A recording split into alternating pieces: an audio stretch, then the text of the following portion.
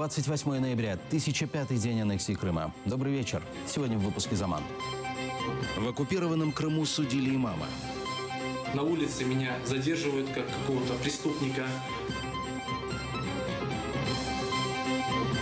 Третий день рождения за решеткой. Активисты поздравляют политзаключенного. Здоровья и сил, чтобы он с достоинством все выдержал. А мы его тут ждем. В Киеве прозвучал зов Родины.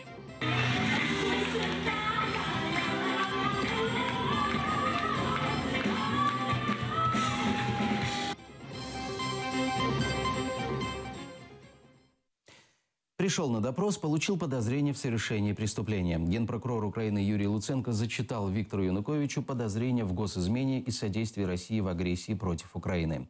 После этого беглеца, экс-президента, который сейчас скрывается в России, по скайпу все же допросили. Точнее, допрос продолжается. Уже несколько раз объявляли перерыв. Янукович проходит свидетелем по делу о расстрелах активистов Евромайдана екс-беркутовцами. Янукович Віктор Федорович підозрюєтесь у вчиненні державної зради 1 березня 2014 року, будучи громадянином України, перебуваючи в невстановленому місці на території Російської Федерації, вчинив державну зраду, що призвело до тяжких наслідків у вигляді порушення суверенітету та територіальної цілісності України, а саме окупації півострову Крим, а також заподіяння збитків державі Україна внаслідок втрати об'єктів державної власності на загальну суму понад 1 трильйон 80 мільярдів гривень.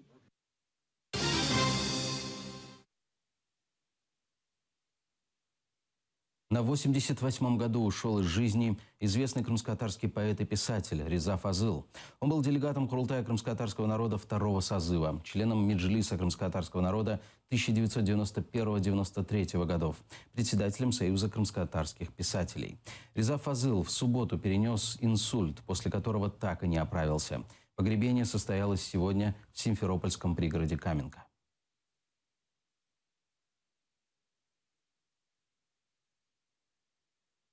Задержанному в Евпатории имаму уже вынесли приговор. Его обвиняют в хранении и распространении запрещенной в России литературы. Однако из-за многочисленных нарушений сторона защиты уже готовит документы на апелляцию.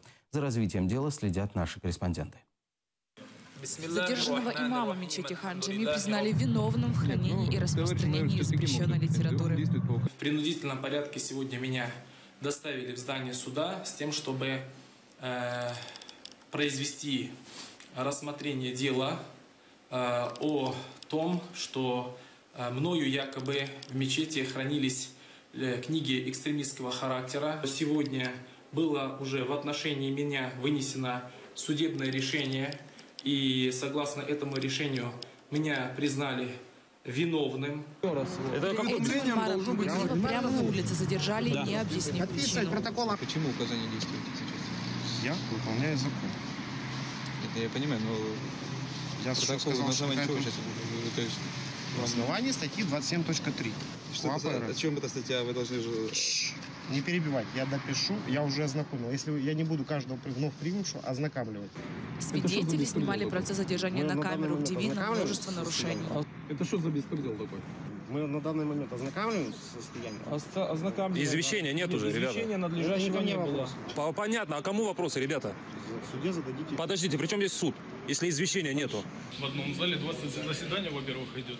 Во-вторых, хотели присутствовать, быть слушателями, где это вроде законом не запрещается, но нас всех подняли и выгнали из зала суда.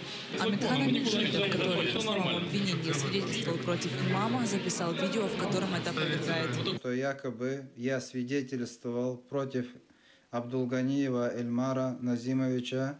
Это было неправильно. Я сразу возмущался и говорил, что это не мои слова.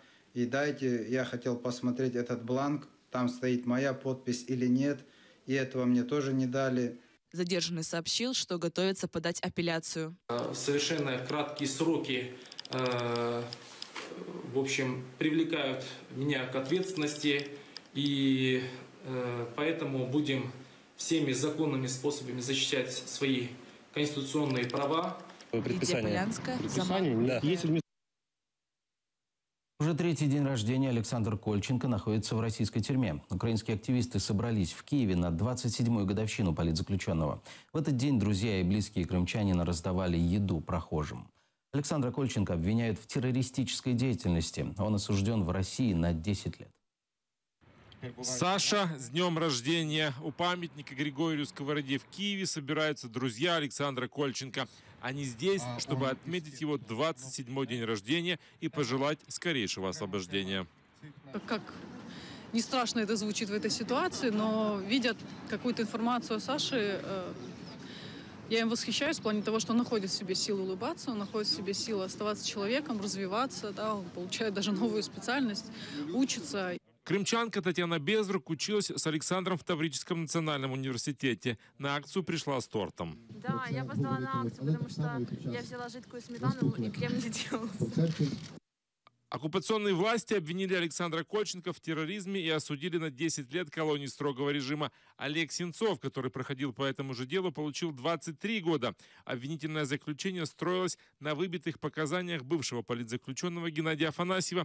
Они никогда не были знакомы, рассказывает Геннадий, но он не смог выдержать пыток и все подписал. Чувство вины теперь не оставляет его.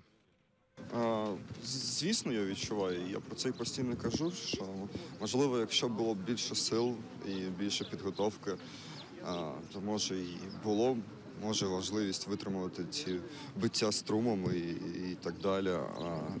Тому я сьогодні тут, щоб допомагати, щоб намагатися визволяти хлопців з полону, з Росії. В Челябинской тюрьме Александр уже третий год, и уже третий день рождения его не может поздравить мама. Ей удалось всего один раз в мае съездить к сыну на свидание. Общаемся посредством писем, и то они не всегда доходят. Редкие телефонные звонки. Я ему постоянно рассказываю, что проводятся акции в его поддержку. Постоянно передаю ему привет с Украины, и он чувствует эту поддержку. Александр родился в день памяти жертв Голодомора. В этот день он раздавал еду бездомным. Друзья продолжили эту традицию и угостили прохожих крымским пловом. Роман Спиридонов, Асан Аминов, Заман, АТР. Крымчанам, погибшим за целостность Украины, такой памятник открыли у админграницы с Крымом. В частности, установили 2 гранитные плиты с именами погибших героев. Монумент расположен на трассе М-17 на перекрестке возле села Ставки, где в 2014-м базировались украинские военные. Они защищали Украину от возможного вторжения российских войск.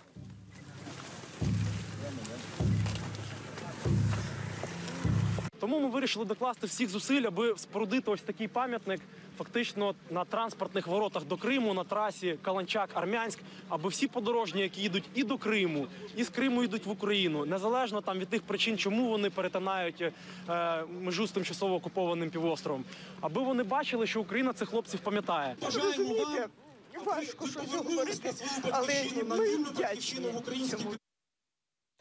Турции лучше дружить с Россией. Однако тема Крыма и крымских татар должна рассматриваться отдельно. Об этом говорили на конференции в крымско-татарском Дернеке в Стамбуле. Подробнее расскажет наш корреспондент из Турции Миня Халил. Отношения между Россией и Турцией не должны портиться, а тему Крыма стоит рассматривать отдельно. В Стамбуле в крымско-татарском Дернеке культуры и взаимопомощи провели конференцию на тему взаимоотношения Турции и России.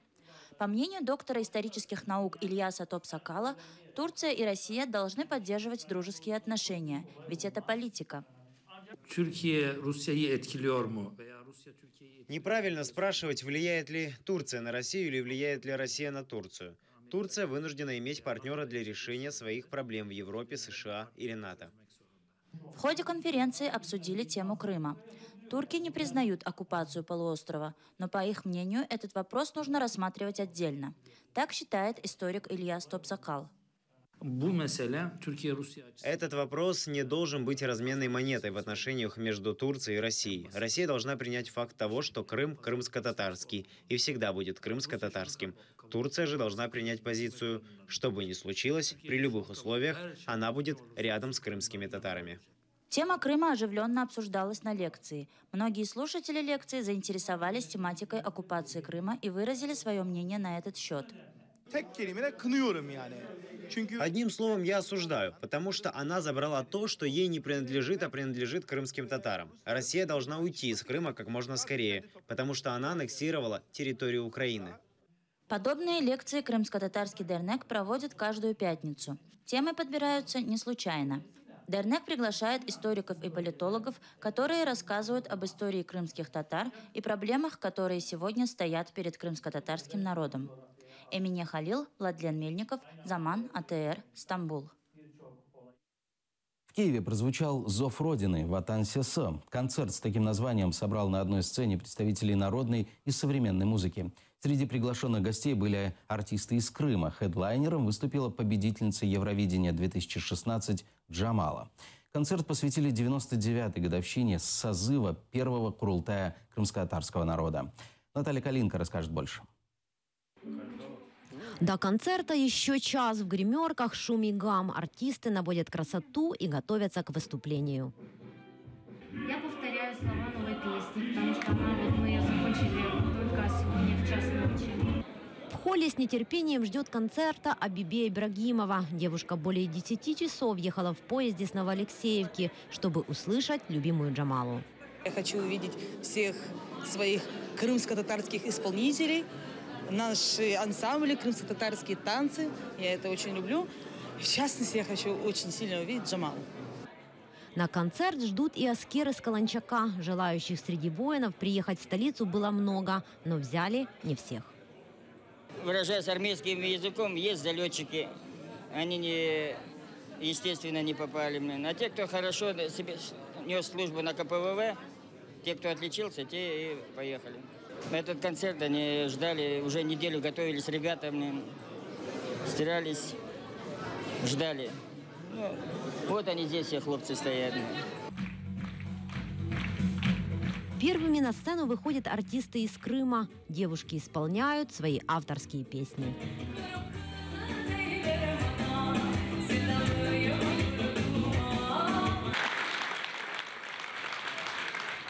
Поступали звонки и говорилось о том, что нас очень ждут.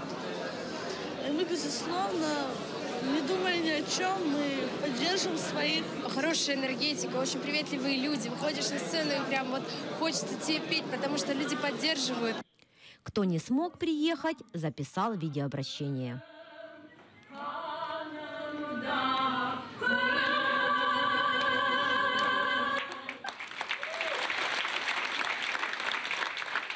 Когда поет Джамала, маленькие посетители концерта не могут усидеть в зале.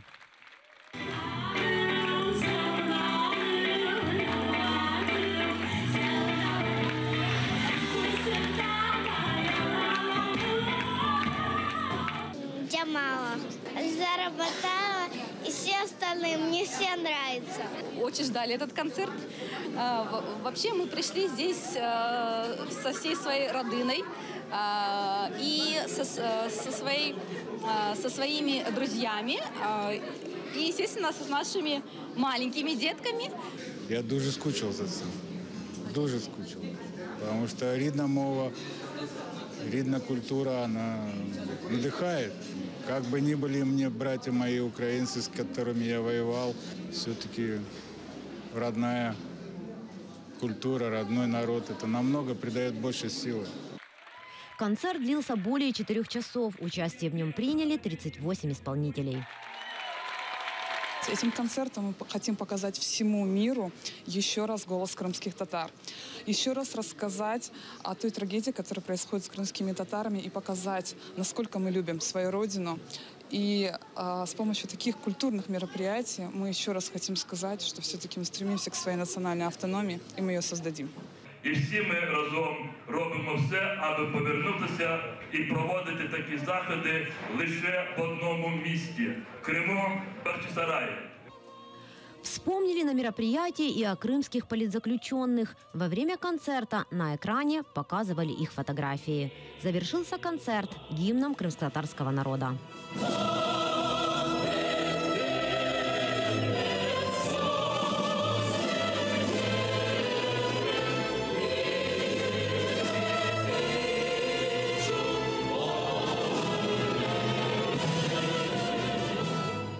Наталка Калинка, Асан Эминов, Заман, АТР.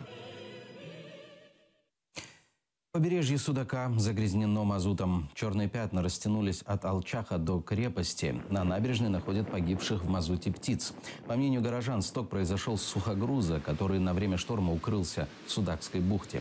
Жители города просят воздержаться от посещения побережья. Сегодня 28 ноября. Утром местные жители начали обнаруживать на прибрежной полосе пятна ориентировочно нефтяного происхождения. Мы видим, сейчас в бухте стоит сухогруз. Больше судов нет. В Крыму объявили штормовое предупреждение. Ожидаются сильные дожди, гололедица и мокрый снег. Хорошего вам вечера, берегите себя и будьте с нами.